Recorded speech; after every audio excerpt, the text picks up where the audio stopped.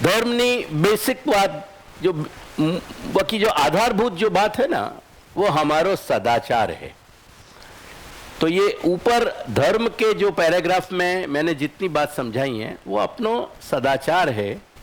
वो सदाचार यदि अपन अपनी दुनिया में अपने घर की सीमा रेखा में निभा पाएंगे तो अपने अंदर अपने आत्मधर्म के संस्कार दृढ़ होंगे, अन्यथा नहीं होंगे। ये तात्पर्य। जीवन ना तमाम क्षेत्रों में ये एक एक पैराग्राफ में जो मैंने दिए ना, ये इतने बड़े पात्र में छाछ भर के जब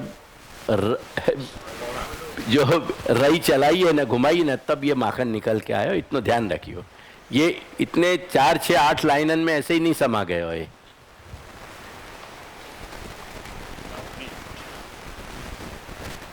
जीवनना તમામ ક્ષેત્રોમાં વ્યક્તિગત, પરિવારગત અને સમૂહગત વ્યવહારની દ્રષ્ટિએ પોતાની તમામ અનિવાર્યતાઓ, જરૂરિયાતો તેમજ અપેક્ષાઓની પૂર્તિ। अर्थ की बात कर रहे हैं अपन, जैसे अपन को जीवन को तंत्र चले, व्यवहार चले, ख्याल आया ना तुम्हारे? वो તેમજ અપેક્ષાઓની પૂર્તિ પોતાના આત્મવિકાસની દ્રષ્ટિએ સાધવી જોઈએ। આ ક્રમ જીવન વ્યવહારના પ્રારંભથી લઈ અંત સુધી જાળવી રાખવો જોઈએ। મનુષ્ય જીવનના આવશ્યક કર્તવ્યોને अपना फाइनेंस ने केवी रीते આપણે મેનેજ કરીએ કે જેથી એ ફાઇનાન્સ આપણા આત્મોન્નતિનું કારણ બને, આપણા આત્મપતનનું કારણ ન બને। ઇન શોર્ટ આ વાત આમાં સમજાવી રહ્યો છું। ચલો, મનુષ્ય જીવનના આવશ્યક કર્તવ્યોને પૂરા પાડવા માટે તેમજ અન્ય ઊભી થતી અનિવાર્યતાઓ, કામનાઓ તેમજ અપેક્ષાઓને પૂરી પાડવા માટે વિવેકપૂર્ણ સદાચાર સહિત કરાયેલા ચિંતન તેમજ તે ચિંતનથી થતી ઉપલબ્ધિઓને અર્થ કહેવાય છે। अपनी दुनिया की सीमा में, मैं अगेन बाहर की दुनिया की बात, सबकी दुनिया की बात नहीं कर रहा हूं। क्यों कि सबकी दुनिया पे न तुम्हारो बस है, कोई को भी बस नहीं है। और अगर ऐसा करने जाएंगे तो अपनी दुनिया में भी अपन नहीं जी सकेंगे। लेकिन अपनी दुनिया में कचरा मत आने दो। दूसरे को घर कितनी बार झाड़ू पोता हो रहा है, वी आर नॉट कंसर्न, पर अपनो घर अपन साफ रखें, ये हर एक की ख्वाहिश होवे, हर एक की इच्छा होवे। चलो, ત્રીજું વિભાજન છે કામ। જીવનમાં ઘરે જઈને વાંચજો અને દરેક શબ્દ ઉપર ध्यान આપીને વાંચજો। ये हर शब्द मैंने बहुत थॉटफुली, बहुत विचार करके मैंने लिखे हैं यहाँ में। જીવનમાં અનપેક્ષિત શોક, કુંઠા કે અસંતોષને દૂર રાખતા તેમજ बहुत सारे लोग ऐसे हों कि जिनकी वास्तव में शारीरिक या मानसिक डिमांड होवे नहीं है, लेकिन आर्टिफिशियली वो डिजायर्स को क्रिएट करें। मेरे बड़े भाई आज्ञा क्यों करते कि सुरेश, मनुष्य कामना को पूरी कर सके, हवस पूरी नहीं कर सके। ये इतनी बात मेरी ध्यान रखियो। नहीं समझ में आ रही है तो या वक्त में बहुत वाक्य भाष्य करके कहूंगा भी नहीं। Try to understand and get into the point what I want to say. चलो, તેમજ પોતાની આત્મોન્નતિમાં जीवन में अनपेक्षित क्षोभ, कुंठा के असंतोष ने दूर राखता તેમજ પોતાની આત્મોન્નતિ में बाधक न बनवा देता પોતાની જાતને સંપૂર્ણ પરિતોષ મળે તેવી રીતે ઇન્દ્રિયોના ભોગને સિદ્ધ કરવું જોઈએ। आत्मोन्नति में बाधक न बने ये कही રહ્યો છું। एट द सेम टाइम હું એ પણ કહી રહ્યો છું કે તમે જો અસંતોષ સાથે જીવશો તો નહીં જીવી શકો। એટલે બંનેમાં બેલેન્સ લાવવાનો પ્રયાસ કરજો। मेरी बात पे समझियो जरा। આ પ્રમાણે પોતાની જાતને પોતાની કર્તવ્યતા જ્યાં અને જેની સાથે જોડાયેલી છે તેના માટે સુખદ પરિસ્થિતિ જ્યાં અને જેની સાથે पुरुष की घर में पत्नी सु वाके तार जुड़े भय हैं, पत्नी के पति सु जो है वाके संबंध के तार जुड़े भय हैं, ऐसे ही बेटा सु, बेटी सु, माँ सु, बाप सु, जो भी तुम्हारी जात तरह के भी परिवार को तुम्हारो ढांचा है, वहां सब जगह तुम्हारे जे कर्तव्यता ज्यां अने जेनी साथे जोड़ाયેલી છે. So it's a this is the radius. समझियो. चलो. તેના માટે સુખદ પરિસ્થિતિ तुम्हारी कोई कामनाएं के इच्छाएं हैं मनुष्य की, वह कामना और इच्छा के की कीमत पे पत्नी को या बालक को, बेटी को या बेटा को, माँ या बाप को, कोई को भोग नहीं दिया जा सके. एक की कीमत पे दूसरे को बलिदान नहीं किया जा सके. इतना ध्यान रखियो. ये काम की शिक्षा भारतीय सनातन संस्कृति दे रही है. आज ये बाहर की दुनिया में जा वो काम कहो जा रहे हो ना, वो यासु बहुत अपसाइड डाउन है. ध्यान रखिए. चलो. આ પ્રમાણે પોતાની જાતને અને પોતાની કર્તવ્યતા જ્યાં અને જેની સાથે જોડાયેલી છે તેના માટે સુખદ પરિસ્થિતિ કેળવતા પોતાની વાંછિત કામનાઓની પૂર્તિ કરવી એક કામ કહેવાય છે. लास्ट वाक्य फिर बांधते. આ પ્રમાણે પોતાની જાતને અને પોતાની કર્તવ્યતા જ્યાં અને જેની સાથે જોડાયેલી છે તેના માટે સુખદ પરિસ્થિતિ કેળવતા तेना माटे जहां जितना से जुड़ रहे हैं उनको भी सुखद होना चाहिए. एट द सेम टाइम तुमको भी संतोष आना चाहिए. તેના માટે સુખદ પરિસ્થિતિ કેળવતા પોતાની વાંછિત કામનાઓની પૂર્તિ કરવી એ કામ કહેવાય. चलो. बहुत वाइड व्यू है इसका. मेहुल. चलो. મોક્ષ જીવનમાં આત્મોન્નતિ સાધક ધર્મ પ્રધાન क्यों कह रहा हूं?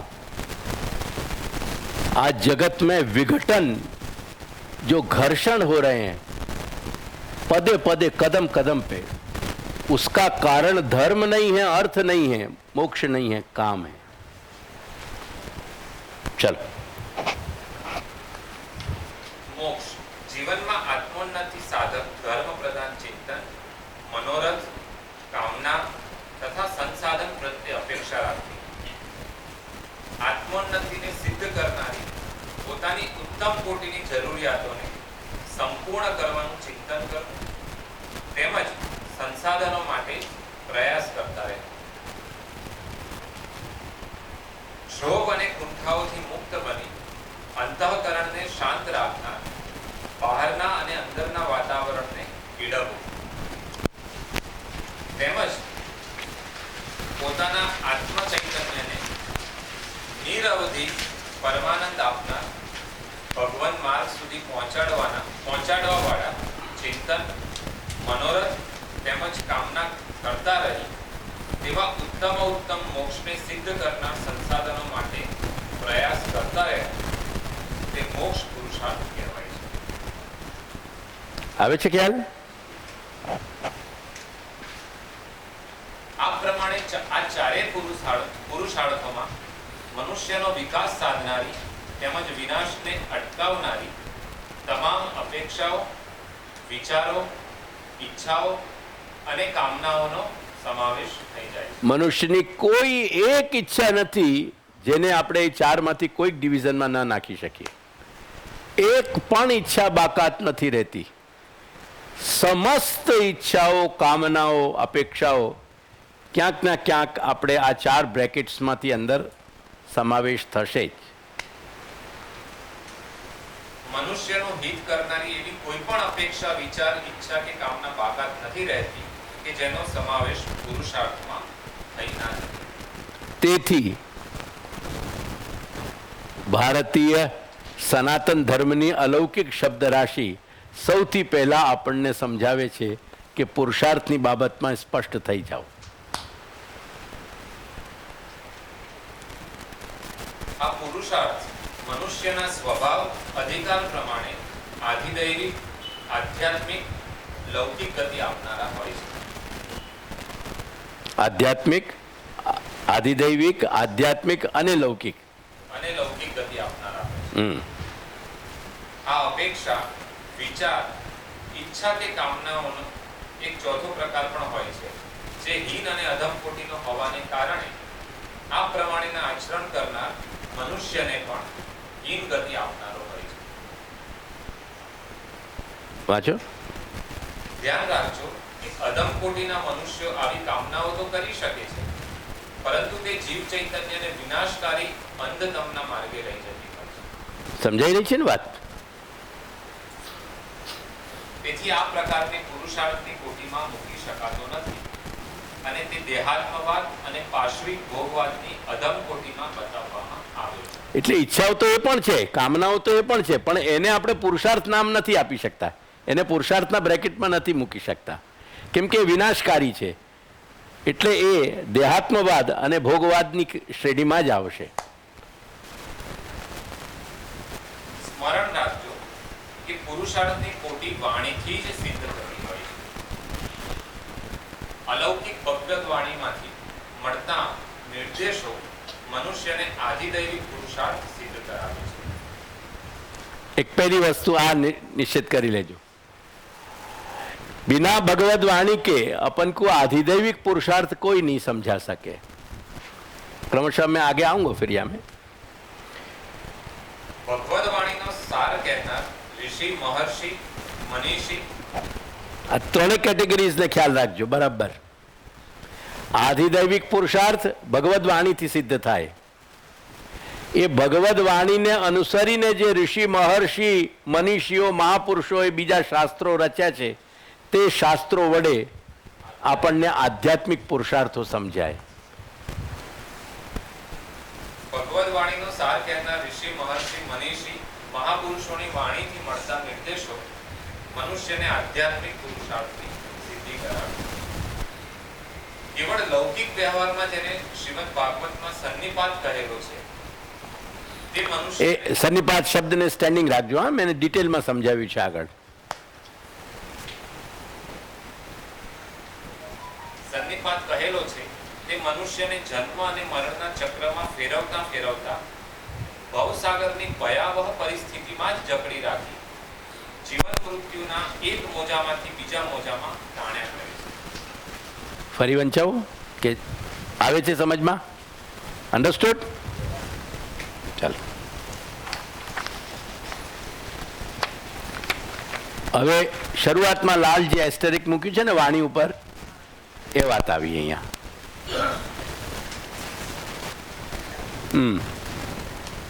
વાણી પુરુષાર્થ નિર્દેશિકા. આ વાણી શું કરે છે એ બ્રેકેટમાં લખાયું, પુરુષાર્થ નિર્દેશિકા. પુરુષાર્થનો નિર્દેશ કરી આપે છે આપણને. ઈશ્વર વાણી એટલે કે અલૌકિક વાણી કે વેદ નિગમ. એટલે કે વેદ કે નિગમ, એ વાત કો વાત એક જ છે ચારે. ઈશ્વર વાણી કહો, અલૌકિક વાણી કહો, વેદ કહો કે નિગમ કહો, વાત એક જ છે. विद्यात्मिका અને અવિદ્યાત્મિકા ઈશ્વર વાણીના જે विद्या और अविद्या ये दोनों भगवान की सामर्थ्य हैं. जैसे भगवान दैवी जीव भी प्रकट करे और आसुरी भी प्रकट करे क्रीड़ा के लिए, ऐसे अविद्या और विद्या दोनों भगवान के सामर्थ्य के नाम हैं. और भी बहुत सारी सामर्थ्य हैं जिनको निरूपण भागवत में किया है, पर विद्या और अविद्या ये याद रखियो. तो वाणी विद्यात्मिका भी है, पुरुषार्थ कहने वाली, और अविद्यात्मिका भी है. चलो વિદ્યાત્મિકા વાણી, આગમ વાણી અને આર્ષ વાણી. આગમ વાણી એટલે ઈશ્વરે પ્રગટ કરેલી વાણી. આર્ષ વાણી એટલે ઋષિ, મહર્ષિ, મનીષીઓની વાણી. એક વાત સમજાવો, જે નિગમમાંથી આવતું હોય ને તારી જો, એને આગમ કહેવાય. જે રીતે નિગમમાં અને આગમમાં જો ધાતુ ગમ છે જ્ઞાનવાચી, એમાં ની ઉપસર્ગ છે અને આમાં આ ઉપસર્ગ છે. એટલે એનું મતલબ એવું થયું કે વેદ વાણીને નો સાર બરાબર જાણીને ભગવદ અવતારોએ અને અવતાર કોટીમાં આવેલા જે દેવર્ષિ વગેરે છે, દેવના એટલે દેવતાઓમાં રહેલી જે ઋષિઓની કોટી છે એ દેવર્ષિ. દાખલા તરીકે નારદજીને આપણે દેવર્ષિ કહીએ છીએ. વ્યાસ ભગવાન જે છે એ જ્ઞાનના અવતાર છે. ભગવાનમાં રહેલા જ્ઞાનની જે કળા છે, જે જ્ઞાનનું જે પાસો છે, એનો જે મૂર્તિમંત રૂપ છે એ વ્યાસજી છે. એટલે એવા ભગવદ અવતારની કોટીમાં, એટલે કે જે અવતારની કોટી છે જ્યાં ભગવાને પોતે પ્રાકટ્ય એક અવતાર લીધું છે, પૂર્ણ સ્વરૂપે નહીં પણ આંશિક રીતે, ત્યાંથી જે કંઈક પણ આપણને જાણવા મળ્યું છે એનું નામ આગમ. તેથી સ્મૃતિ કે આગમ એ એક જ કહેવાય. દાખલા તરીકે શ્રીમદ ભાગવત પુરાણ અને બીજા તમામ પુરાણો જે શ્રી વ્યાસજીએ પ્રગટ કર્યા એ આગમ કોટીમાં આવે, એ સ્મૃતિ કોટીમાં આવે.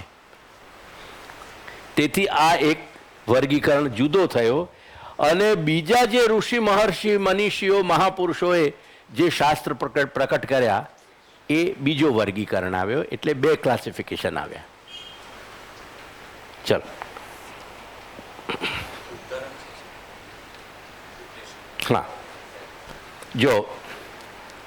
हाँ, जो ये जो आगम वाणी है ना, या वाणी के अनुसार जो पुरुषार्थ जी रहे हैं या जिएंगे, उनके लिए भगवती श्रुति એટલે વેદ क्या कह रहे हैं? सो अश्नुते सर्वान कामान सह ब्रह्मणा विपश्चिता. આપણે ભાગવતનું જ ઉદાહરણ લઈશું કેમ કે વિષય આપણું ભાગવતનું ચાલે છે.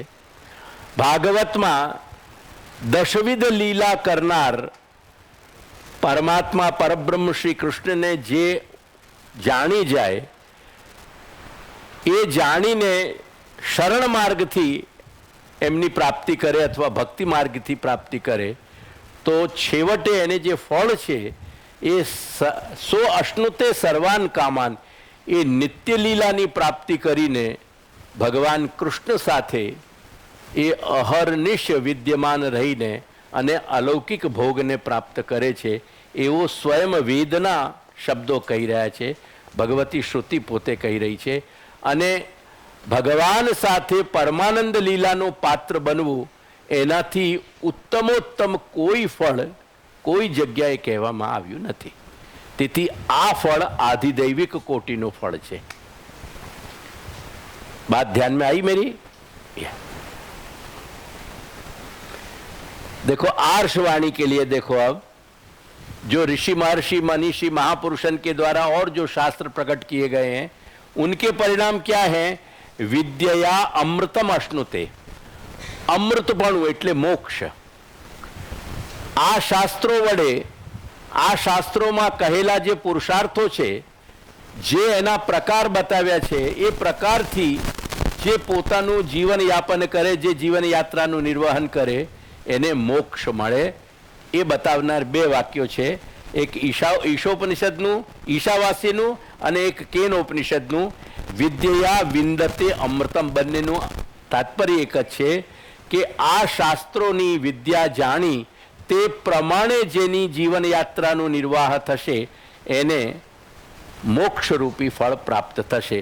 ભગવાન સાથે અલૌકિક ભોગ પ્રાપ્ત કરવા એ આધિदैविक અને મોક્ષ પામવું એ આધ્યાત્મિક. આ બંને ક્લાસિફિકેશન્સને સમજી લેજો.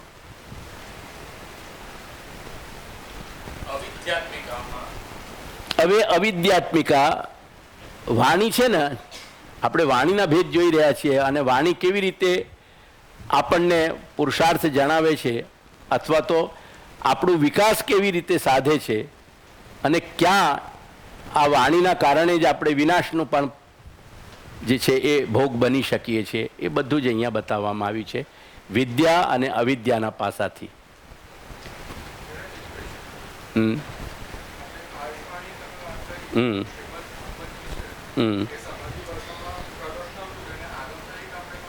જો આર્ષવાણીનો શું મતલબ હોય એ સમજાવ્યું. હું એક્ઝેક્ટલી મારા આઉટ ઓફ સાઇટ ગયું.